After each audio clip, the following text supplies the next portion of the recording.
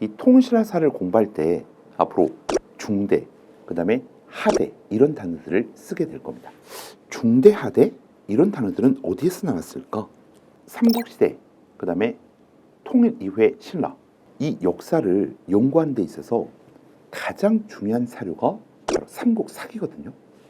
이 삼국사기는 고대 국가를 연구한 가장 대표적인 정사라고 합니다. 그래서 삼국사기에서 신라의 역사를 구분했던 용어를 교과서적으로 사용을 하게 되죠. 자, 그러면 삼국사기에서는 신라를 어떻게 구분했는가? 먼저 상대, 그 다음에 중대, 그리고 하대 이렇게 시대를 나눕니다. 삼국사기에서는 신라의 역사를 어떻게 구분하였다? 상대, 중대, 하대. 먼저 상대는 박혁거세부터 시작을 해가지고 쭉 진덕 여왕까지를 상대라고 합니다. 자, 여러분들 진덕 여왕 때까지는 누가 왕을 했던 시기이죠? 왕족 중에서도 성골이 왕위를 계승했던 시대입니다. 다음 중대, 최초의 진골 출신의 왕이 누굽니까? 바로 태종 무열왕이죠. 이 무열왕부터 시작을 해가지고 쭉 해공왕까지를 중대라고 합니다. 자, 그러면 잠깐. 자, 여러분들 무열왕 때 백제를 멸망을 시킵니다. 그리고 무열왕 다음 문무왕 때 고구려 멸망, 그 다음에 나당전쟁을 통한 신라의 삼국통일을 이룩하게 돼요. 그럼 왕실이 주도해서 삼국통일을 완성했지 않습니까? 그렇다면 이 시대는 왕권이 강력해지던 시대겠죠. 그래서 왕권 전제화 시대라고 표현합니다. 중대 때는 왕권 전제화 시대. 그러면 전제라는 게 무슨 뜻인가? 왕이 어떤 견제도 받지 않고 독점적으로 왕권을 행사하던 시대. 이게 바로 왕권 전제화 시대입니다. 그리고 이때는 무열왕의 직계자손들이 왕위를 계승했던 시대예요. 다시요. 무열왕의 직계자손들이 왕위를 계승했던 시대.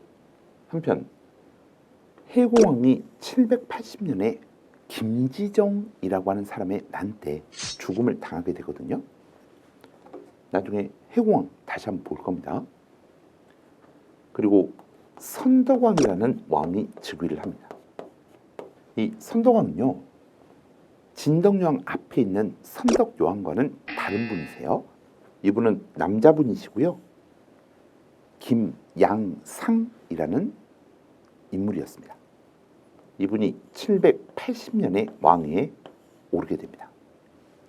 그런데 해공왕 때까지는 무열왕의 직계 후손들이 왕위를 계승했는데요. 선덕왕은 뇌물마르간의 후손이에요. 그럼 뇌물마르간이 몇 세기 왕이죠? 4세기 후반의 왕이잖아요. 이때는 8세기 말로 접어드는 거고. 그러면 단순 계산했을 때 약 400년의 시간이 흘렀지 않습니까? 그러면 후손들도 굉장히 많아지겠죠. 뇌물마르간의 후손들이 많아졌다는 것은 결과적으로 왕위쟁 탈전이 치열하게 전개되는 시기라는 겁니다. 그래서 신라 마지막 왕인 경순왕 때까지 이 경순왕이 왕건에게 항복한, 즉 신라가 멸망한 게 935년이거든요. 이 시대를 하대라고 합니다. 다시 뇌물마르간의 후손들이 왕위를 계승하면서 왕위쟁 탈전이 치열하게 전개가 되었고, 결국 하대에는 왕권이 약화되었던 시대이다. 하대는 왕권이 약화되었던 시대이다. 이렇게 정리하시면 되겠습니다. 자, 그러면 한 가지 물어볼게요. 삼국사기에서는 신라의 역사를 상대, 중대, 하대로 구분하였습니다. 그러면 신라의 역사를 상대, 중대, 하대로 구분한 기준은 뭐예요? 왕의 혈통을 가지고 구분했다는 겁니다. 그리고 앞으로 신라의 중대는 왕권 전제화 시대, 신라의 하대는 왕권 약화시대 이렇게 구분해가지고 공부를 할 거예요.